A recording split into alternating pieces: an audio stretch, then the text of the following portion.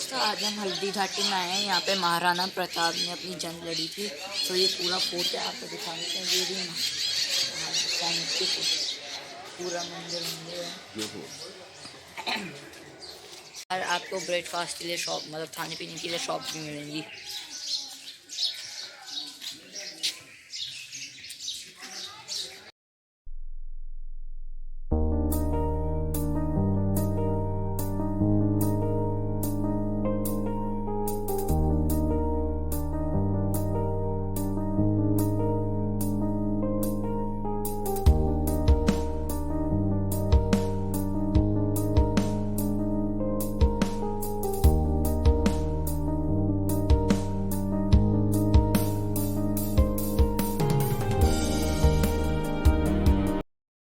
सो आ चुके हैं म्यूज़ियम के अंदर। ये म्यूज़ियम की एंट्री है। यहाँ सफाई चल रही है। यहाँ पहले से लोग हैं और म्यूज़ियम वालों ने बोला म्यूज़ियम बंद होने वाला है, इसलिए आप आते देखिए। ये तलवारें हैं उस समय की। वैसे हम आप तो बाद में ये म्यूज़ियम घुमाएंगे अच्छे से, और फिल्म भी दिखानी है हमें। और ये उस ज़माने की बुक्स हैं, किताबें। और ये फिर से मॉडल, हर नीचे जो सामान रखते हैं उसके ऊपर ऐसे पिक्चर्स बनी हुई है, मॉडल मतलब। और ये उस समय की तलवारें और बाकी हथियार अपनी पैतृक भूमि पर इस संग्रहालय का निर्माण करवाया और मुख्य सहयोगी उनकी पत्नी श्रीमती विमला देवी श्रीमाली इनके साथ कंधे से कंधा मिलाकर चली। इस सपने को साकार करने के लिए उन्होंने अपना सब कुछ न्यौछावर कर दिया। 18 जून 1576 ईस्वी को हल्दी घाटी का घमासान युद्ध हुआ था। ये युद्ध केवल एक दिन का था, जो मेवाड़ के राजा महाराणा प्रताप एवं मुगल अकबर की सेना के मध्य हुआ था। इस युद्ध में अकबर स्वयं नहीं आए थे। उन्होंने आमेर जयपुर के राजा मानसिंह को अपना सेनापति बनाकर भेजा था। हल्दी घाटी का युद्ध 5 किलोमीटर लंबा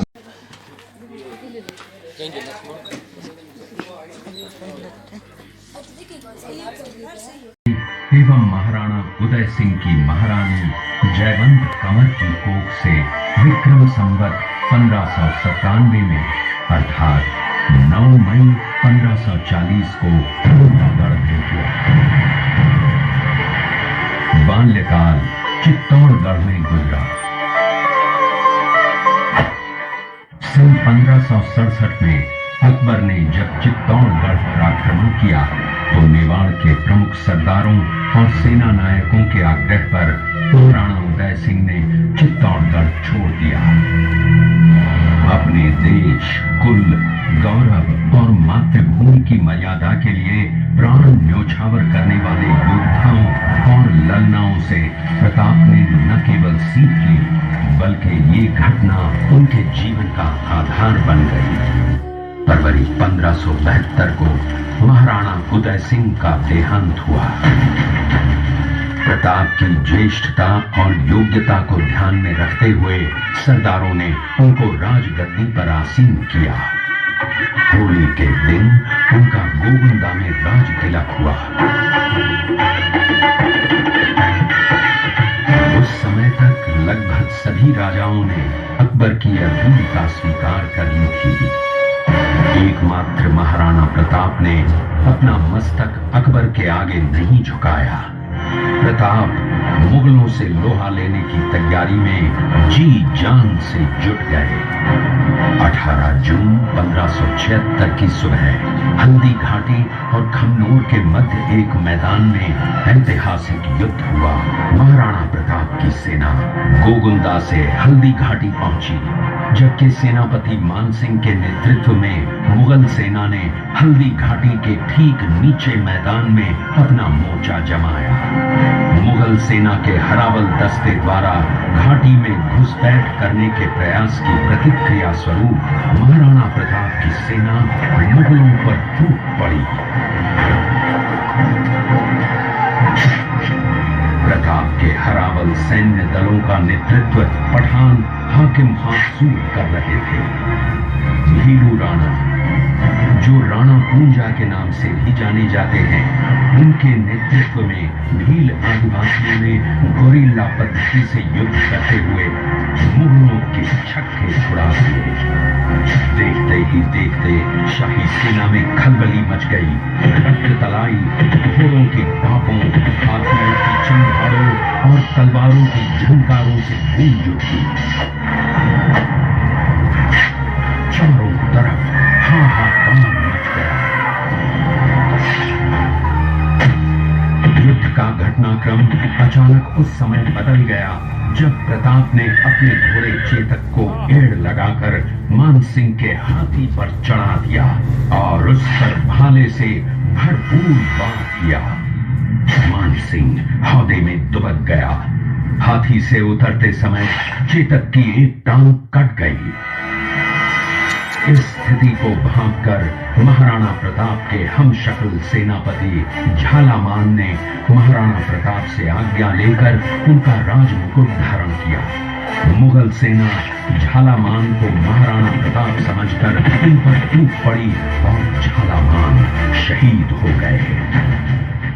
उधर चेतक ने अपने स्वामी को 5 किलोमीटर तक 3 टांगों पर ही लेकर एक बरसाती नाले को पार किया। उसके पश्चात उसके प्राण पखेरु उड़ गए। इस युद्ध से महाराणा प्रताप के मन पर गहरा प्रभाव पड़ा।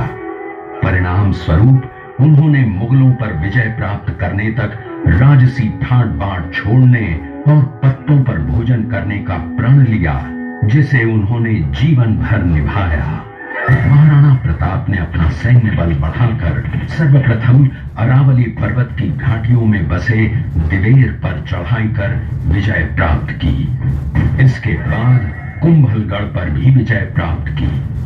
सिर्फ चित्तौड़गढ़ को छोड़कर सारे मेवाड़ को अपने अधीन कर लिया। कालांतर में महाराणा ने चावंड में अपनी राजधानी स्थापित की।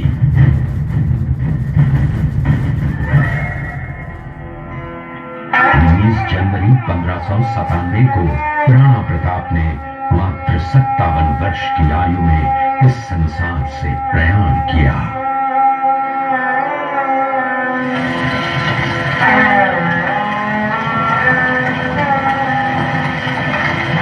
हल्दी घाटी का युद्ध एक सांप्रदायिक युद्ध न होकर आत्मसम्मान, मातृभूमि की स्वतंत्रता व स्वाधीनता का संघर्ष था।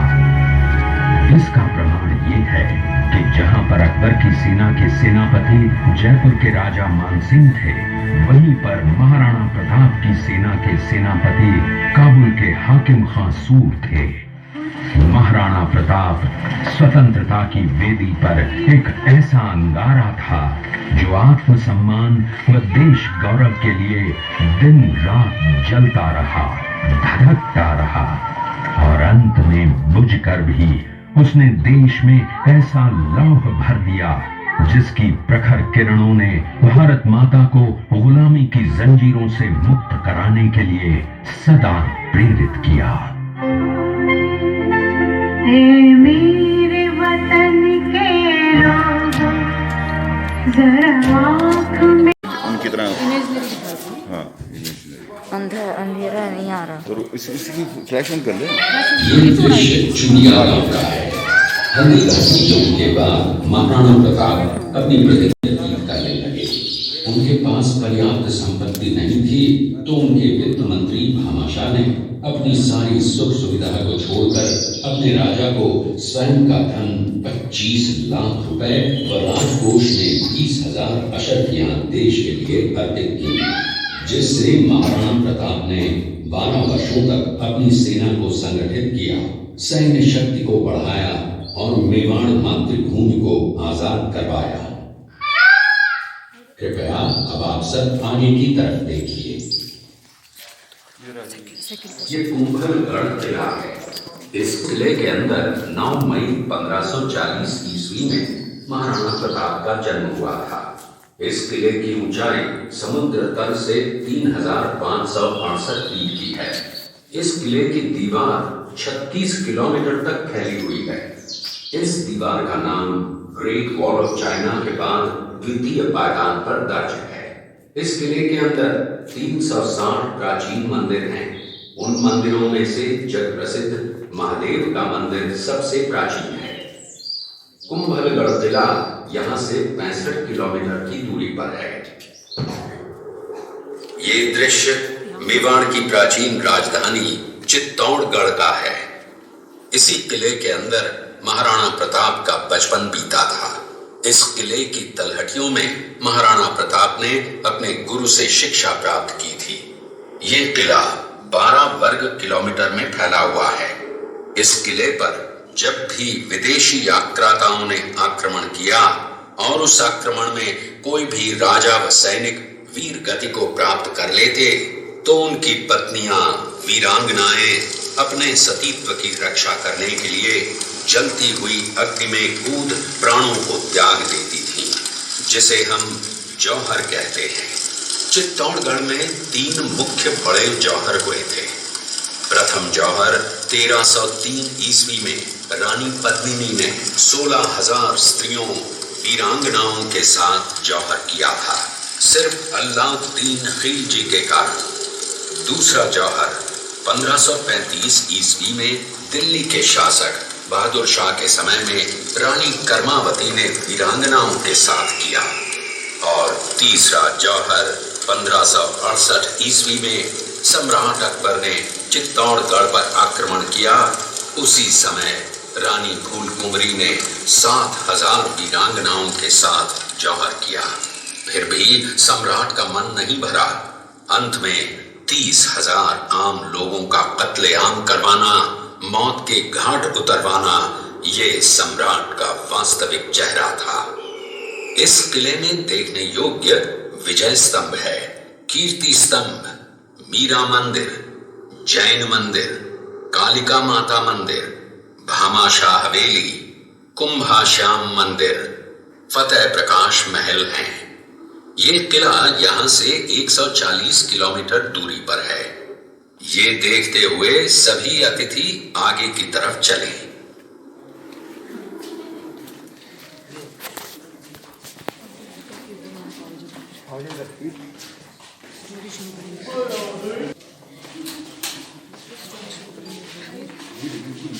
ये शेरपुर गांव का दृश्य है। अब्दुल रहीम खान खाना अजमेर का सूबेदार था। जब वो शेरपुर पहुंचा तब इसका पता कुंवर अमर सिंह को चला, जो महाराणा प्रताप के पुत्र थे। अमर सिंह ने शेरपुर छावनी पर अचानक आक्रमण कर दिया। उस आक्रमण में मुगल सेना में भगदड़ मच गई। मुगल सेना को अपनी छावनियों को छोड़कर भागना पड़ा। छावनियों के अंदर से लूटा हुआ माल व अब्दुल रहीम खान खाना, जिसकी बेगम आनी खान को बंदी बनाकर महाराणा प्रताप के सामने पेश किया गया। तब अमर सिंह पर महाराणा प्रताप क्रोधित हुए और कहा, जहां से इस नारी को बंदी बनाकर लाए हो, इसे पुनः सहसम्मान लौटा कर आओ। महाराणा प्रताप ने कहा, हमें नारी से कोई दुश्मनी नहीं है, हमें तो देश विद्रोहियों से दुश्मनी है, जिन्होंने चारों तरफ आतंक फैलाया है। महाराणा प्रताप के आदेश का पालन करते हुए कुंवर अमर सिंह ने उस मुगल नारी को सहसम्मान छावनी तक पहुंचाया। इस प्रकार महाराणा प्रताप ने अपने क्षत्रिय राजपूत धर्म का पालन किया और पराई स्त्रियों को मां, बेटी और बहन का दर्जा दिया। ये है महाराणा प्रताप का चरित्र और नैतिक उदारता का परिचय। ये देखते हुए सभी अतिथि गढ़ का दृश्य देखा। उसी किले के अंदर की ये घटना है। मेवाड़ की एक ऐसी मां थी जिसने अपने पुत्र का बलिदान देकर राजवंश की रक्षा की थी। उस मां का नाम पन्नाधाय था। पन्नाधाय जाति से गुर्जर थी। वो एक राजकुमार की धाई मां थी। दूसरी तरफ हाथ में तलवार लिए खड़ा ये बनवीर सिंह एक दासी पुत्र है।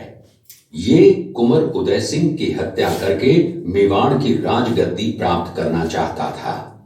एक रात्रि बनवीर सिंह को मौका मिला।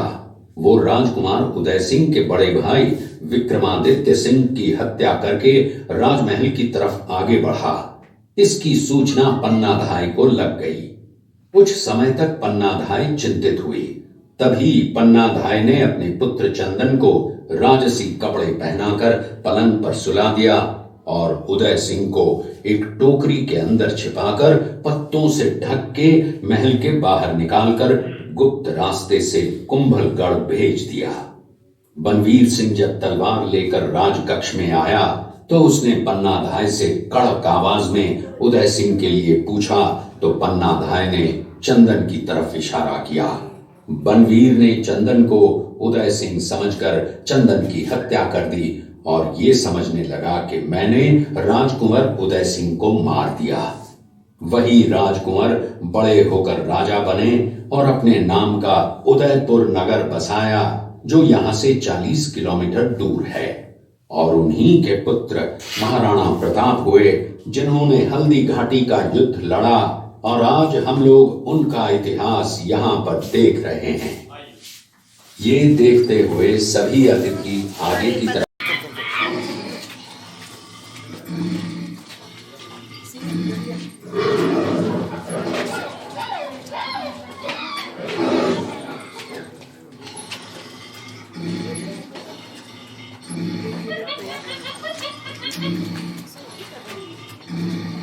ये घटना महाराणा प्रताप की वीरता को दर्शाती है। एक समय नरभक्षी बाघ का आतंक छाया हुआ था। महाराणा प्रताप ने उस बाघ का शिकार कर उस बाघ को मार डाला। ये घटना महाराणा प्रताप की वीरता की प्रतीक है। कृपया अब आप सब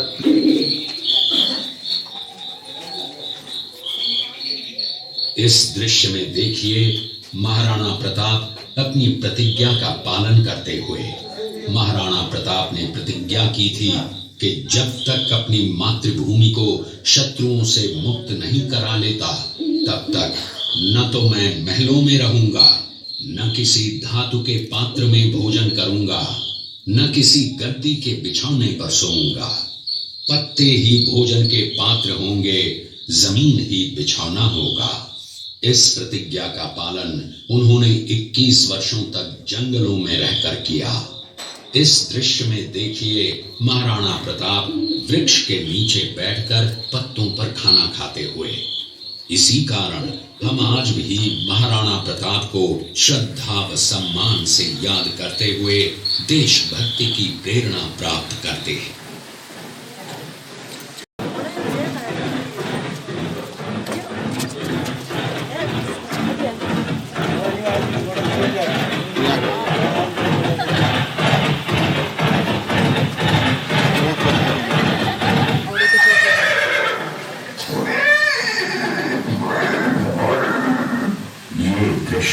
महाराणा प्रताप और सुविख्यात स्वामी भक्त घोड़े चोटक के अंतिम मिलन का है। हल्दी घाटी युद्ध के बाद चोटक घोड़े ने 22 फीट के एक बरसाती नाले को पार किया। ये उसी समय का दृश्य है। पास में खड़े महाराणा प्रताप के छोटे भाई शक्ति सिंह हैं, जो पहले मुगल सेना में थे। बाद में वो महाराणा प्रताप की तरफ आए, माफी मांगी और अपना घोड़ा महाराणा प्रताप को दिया।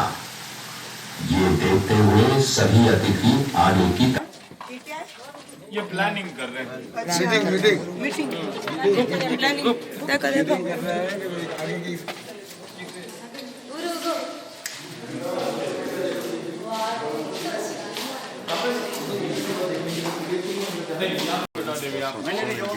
यहाँ की विशेषता के बारे में 1 मिनट और रुकेंगे सर।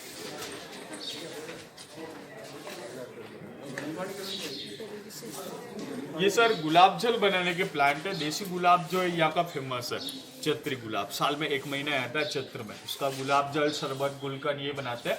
इसमें गुलाब के फूल और पानी डाल के इसको पैक करके उबालते हैं और इसकी भाप जो बनती है उसे बांस की नली दूरा कुछ कॉपर के बर्तन में ठंडा करते गुलाब जल आंखों में डालते हैं। सब मिठाई में कप जो वगैरह में गुलकंद शरबत यहाँ का फेमस है। आप लेना चाहे तो देखिए, म्यूजियम का शॉप है, आप लोग सैंपल टेस्ट कर सकते हैं। पसंद आए तो लीजिए। अंदर ग्रामीण कल्चर शॉप पे रेस्टोरेंट अभी आ रहा है। देखो आप सैंपल टेस्ट करो, आगे तक चले जाओ। ऊपर से आप टेस्ट करो, आगे थोड़ा आप भाई रुक जाओ भैया एडजस्ट कर रहा हूँ। ये 120 की बोतल है ये 120 की है जी। और ये शहद है, गुलकंद है, गुलाब जल है, ये जामुन का है, एलोवेरा जूस है। इसमें पानी मिला के हाँ 10% डालने का, ये 90% पानी डालने का। और ये वीडियो कहाँ से आ गई?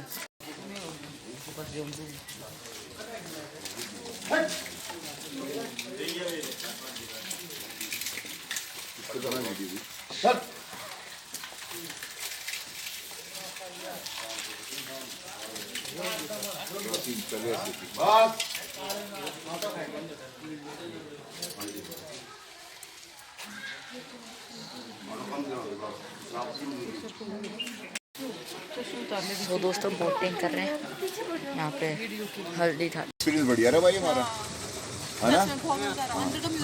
बहुत प्राउड फीलिंग हुई यार कि अकबर के आगे झुका नहीं, और अकबर से लड़ने अपना हिंदू वही उनका ही राजपूत आया।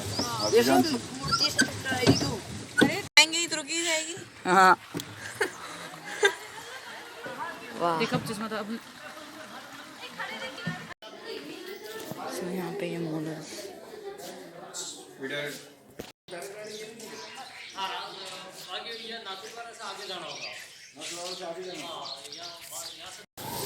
तो हम यहाँ पे खा रहे हैं मट्ठा कुल्फी और सिंपल कुल्फी। तो अभी हम चेतक समाधि आए हैं। आपने जो मैंने आपको मूवी दिखाई थी महाराणा प्रताप थी, तो आपने उसमें देखा होगा उनका घोड़ा था चेतक, इस टायर पैर तट गया था, तब भी वो उन्होंने चेतक ने उनकी जान बचाई। उन्होंने पैर तटने के बाद भी 3 तांदों से बाईफूट था जो नाला था वो खुदाया, और यहाँ पे जो उनके घोड़े थे चेतक, उनकी समाधि है।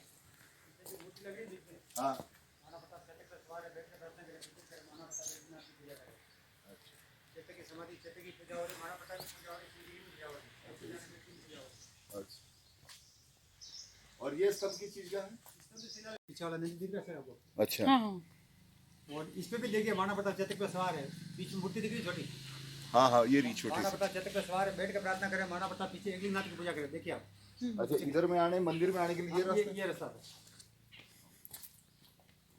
ये इसका इतिहास यही है, भोलेनाथ के जहाँ मंदिर होता, भोलेनाथ के मंदिर के पास बावड़ी कुंड होता पानी का। अभी थोड़ा सा इनका बात सुन लो, इनका अब समाधि 4 खंबे वाली, इस मंदिर पे माना प्रताप पूजा करके हल्दीघाटी युद्ध पे गए थे। अच्छा। तो रक्तलई यहाँ से 5 किलोमीटर दूर है। कौन सा? रक्तलई 5 किलोमीटर दूर है। जहाँ चेतक घायल होता है। अच्छा। हल्दीघाटी से युद्ध प्रारंभ होता है। हाँ। मुगल सेना को 3 किलोमीटर पीछे खदेड़ देते हैं। माना प्रताप की सेना इधर से और मुगल सेना उधर से। हाँ। मुगल सेना को 3 किलोमीटर पीछे खदेड़ देते हैं। अच्छा। रक्तलई के अंदर जहाँ चेतक घायल होता है, अच्छा। जहाँ मानसिंह के ऊपर चेतक अटैक करता है हाथी के ऊपर, हाँ हाँ हाँ। तो हाथी के सूंड में तलवार होती है, चेतक का एक पैर कट जाता है। अच्छा। तो 3 पैर से अपने स्वामी को माना प्रताप को चेतक वहां से लेके निकलता है। अच्छा। माना प्रताप का सेनापति हेड सेट पहन के युद्ध यानी युद्ध में रह जाता चालू रहता है। माना प्रताप का सेनापति युद्ध लड़ता है, चेतक और माना प्रताप वहां से निकल जाते हैं। तो 5 किलोमीटर से अपने स्वामी को 3 पैर से लेके आता है चेतक। सामने 22 फीट का नाला क्रॉस करता है, ऊपर नाला है सब। अच्छा। तो नाला पार करके चेतक दम तोड़ देता है। अच्छा। चेतक को इसी के लाके दफनाते हैं, यानी शिव जी की पूजा होगी, साथ साथ चेतक की भी पूजा होगी। तो ये यहाँ हम नाथवाड़ा जा रहे हैं, तो ये हाँ। नाथवाड़ा ये रास्ते तो मेरी बात सुनो, इसी मेन रोड पे अब जाते वक्त आप ध्यान रखना, प्रताप गुफा, प्रताप गुफा। माना प्रताप जो गुफा के अंदर रहते, घास की रोटी खाई थी। हाँ। उससे आगे हल्दीघाटी आएगी, पीला पहाड़ कटा आएगा, बीचों बीच रोड है। अच्छा। जो अयोध्या राम मंदिर भूमि पूजन के लिए हल्दीघाटी से मिट्टी लेके गए थे। अच्छा। अच्छा। उससे आगे बादशाह बाग है, अच्छा, बादशाह बाग है। जो वहाँ का चेती गुलाब हल्दीघाटी का फेमस है। जो वो उस बादशाह बाग के अंदर आपको वही दुकानें मिलेगी, गुलाब जल, गुलकंद, शरबत वाली वही दुकानें अच्छा। मिलेगी। अच्छा। अच्छा। और जैसे खमदर सर्कल आएगा, चौराहा आएगा, हाँ। चौराहे से थोड़ा अंदर जाना पड़ेगा आपको रक्तलई के लिए। रक्तलई के लिए थोड़ा सा। ऐसी चेतक समाधि की तरफ 5 छतरी बनी हुई ऐसी। अच्छा, रक्तलई। वहाँ पर जहाँ पर वो युद्ध हुआ था, युद्ध हुआ था, मेन चेतक का पैर कटता है रक्तलई के अंदर। रक्तलई, हाँ। तो सर आप वो इस समय आप देखोगे उसी के कम मैदान है सारा। उस समय सर 450 साल पहले की बात है, उस समय सारा मैदान ही था। आज उससे के सिटी बस की, कस्बा बस किया, अच्छा। खमदौड़ तहसील है, पंचायत समिति है। अच्छा। वो सारा उस समय सर तो मैदान वो ही जो था। अब रक्तलई के आगे जो बता रहे हो, वहाँ पर वो खुला मिलेगा सारा कुछ, या वहाँ पर भीड़ सारा शहर में मिलेगा? नहीं सर, जो रक्तलई के अंदर 5 छतरी भी है ऐसी उस समय की। अच्छा। जो बचत जगह है उससे मतलब आप जैसे कि ऐसा पूछोगे मैदान कहाँ पे, वो सारा उस समय मैदान ही था। अब वो शहर बस गया। जी। अब वो शहर बस। और जिस जगह जो 4 दीवार की जो बाउंड्री है, वहाँ पे 5 छतरी शहीदों की है। ग्वालियर के राजा और उनके जो पुत्र वगैरह जो शहीद हुए मैन, उनकी क्षत्रिय आज भी रक्तले में मौजूद है। और नाथवाड़ा फिर वहीं से निकल भी हाँ, वो देखते हुए आप उधर से नाथद्वारा। 5 छतरियां उनकी होंगी। यहाँ पर भी 5 स्टैचू थे जो हाँ, इसमें म्यूजियम में 5 ही थे वो भी हाँ, स्टैचू। वही सर, वो शहीद मतलब हुए थे। आपने जो म्यूजियम देख लिया सर। हाँ जी। आप जिस जगह जाओगे उस जगह आपको पता पड़ जाएगा। हम गुफा के अंदर प्रताप जो गुफा देख के आए अंदर थे। हाँ आप और हल्दी वो घाटी कौन सी जगह बता रहे हैं जहाँ पर आप कह रहे हो कि जो उन्होंने वो गुफा प्रताप गुफा प्रताप गुफा इसी मेन रोड पे जो आप म्यूजियम का देखा होगा मानव प्रताप गाछ रोड। सो मैंने आप तो प्रताप महाराज के बारे में सारी फिल्मों वो चेतक समाधि भी हमने देखी। अब हम प्रताप गुफा में आए हैं, आप देख सकते हैं।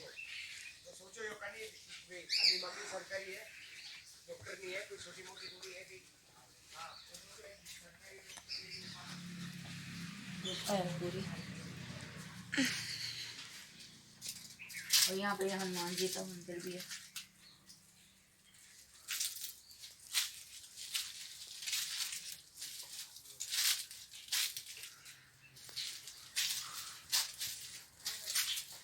ये वही तो है जहाँ महाराणा प्रताप होते थे अपनी सेना के साथ ताकि वो मुगलों से लड़ाई कर सके।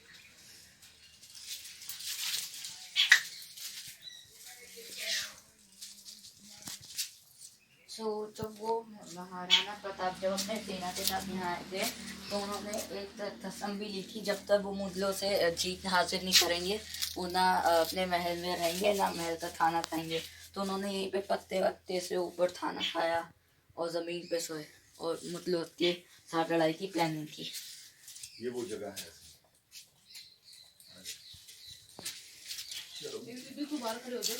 फोटो पे चेंज कर।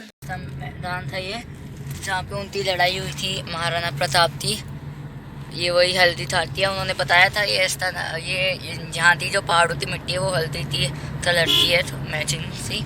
यहीं पे पहले ओरिजिनल जगह है। तो दोस्तों हम हैं महाराणा प्रताप चौक पे। तो दोस्तों ये वही जो मैंने आपको बताया महाराणा प्रताप चौक है। ये मतलब ये वही जगह है जहाँ पे युद्ध लड़ा गया था। ये अब डेवलप होती शहर बन गया है। ये सामने आप उनकी मूर्ति के ऊपर देख सकते हैं 4 छतरी पड़े हैं, तो ये उनके ही रिलेटेड है।